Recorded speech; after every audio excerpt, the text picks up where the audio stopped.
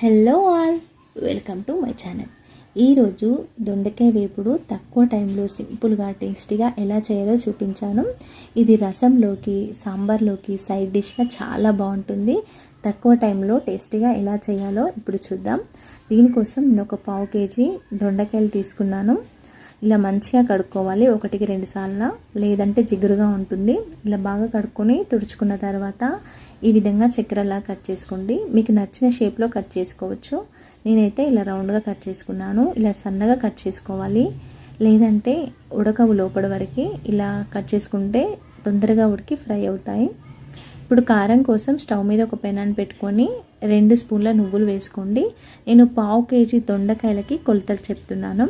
1/2 kg దొండకాయలకు 2 స్పూన్ల నువ్వులు, అలాగే 1 స్పూన్ పల్లీలు వేసుకోండి.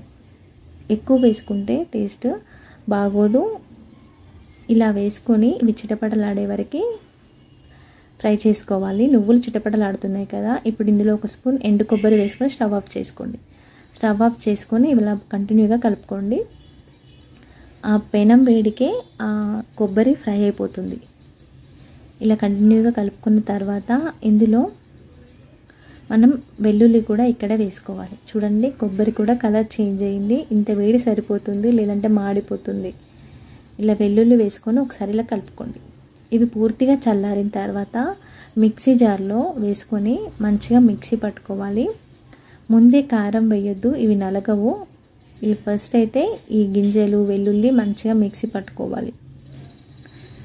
ఈ విధంగా మిక్సీ పట్టుకున్న తర్వాత ఇందులో మీ టేస్ట్కి తగ్గట్టుగా కారము, అలాగే ఉప్పు వేసుకోండి. ఉప్పు వేసుకొని ఒకసారి ఇలా తిప్పుకోండి, సరిపోతుంది. ఇప్పుడు స్టవ్ పైన ఒక నాన్ స్టిక్ గిన్నెను పెట్టుకొని 1 టేబుల్ స్పూన్ ఆయిల్ వేసుకున్నాను నేను. అలాగే ఆవాలు, జీలకర్ర వేసుకోండి. అవి కొంచెం ఫ్రై అయిన తర్వాత ఇందులో ఒక పెద్ద ఉల్లిపాయ ఇలా సన్నగా కట్ చేసుకొని వేసుకోండి. ఉల్లిపాయలు బాగుంటేనే టేస్ట్ బాగుంటుంది కర్రీ. అలాగే 1 రెబ్బ కరివేపాకు కూడా వేసుకోండి. ఇక్కడే వేసుకొని మూత పెట్టొద్దు. ఇవి మూత ఓపెన్ చేసి మంట మీడియం టు లో ఫ్లేమ్ లేదా హై ఫ్లేమ్లో పెట్టుకొని ఇలా మంచిగా ఫ్రై చేసుకోవాలి.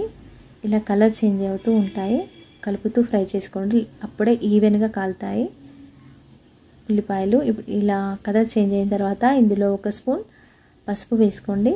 అలాగే 1 స్పూన్ కసూరి మేతి వేసుకోండి. మంట లో ఫ్లేమ్లో పెట్టుకొని కలుపుకోండి, లేదంటే పసుపు, కసూరి మేతి మాడిపోతాయి. మంట లో ఫ్లేమ్లో పెట్టుకొని వేసుకోవాలి. ఇలా ఒకసారి అంతా కలుపుకున్న తర్వాత ఇందులో మనం ముందుగా కట్ చేసుకున్న దొండకాయలు వేసుకోవాలి. ఇలా దొండకాయలు వేసుకొని అంతా ఈవెన్గా ఇలా కలుపుకోవాలి.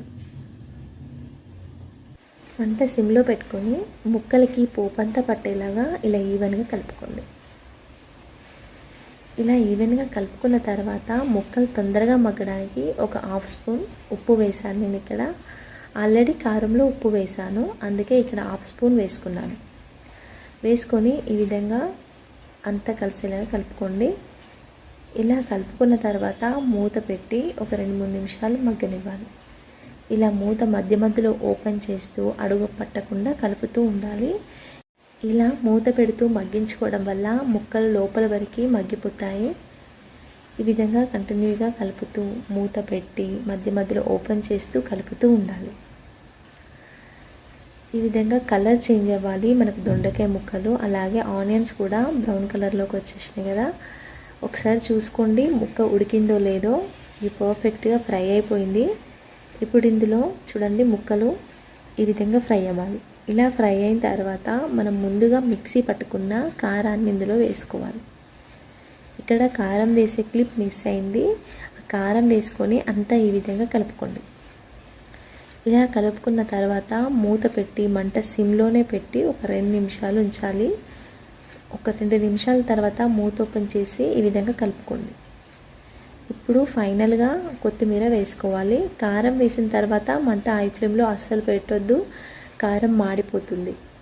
ఎక్కువసేపు కూడా ఫ్రై చేసుకోవద్దు, జస్ట్ 2 మినిట్స్ ఉంటే సరిపోతుంది.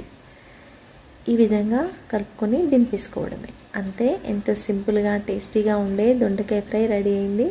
మీకు నచ్చిందా? మీకు నచ్చితే తప్పకుండా లైక్ చేయండి. నేను చెప్పిన విధంగా ఒకసారి ట్రై చేయండి. మీకు ఎలా వచ్చిందో నాకు కామెంట్ సెక్షన్లో చెప్పండి. మరిన్ని టేస్టీ అండ్ హెల్దీ రెసిపీస్ కోసం నా ఛానల్ని సబ్స్క్రైబ్ చేసుకోండి. ఇంకా నా ఛానల్లో daily simple curries, lunch box recipes, breakfast recipes upload చేస్తున్నాను. తప్పకుండా చూసి లైక్ చేసి సబ్స్క్రైబ్ చేసుకోండి. Thank you for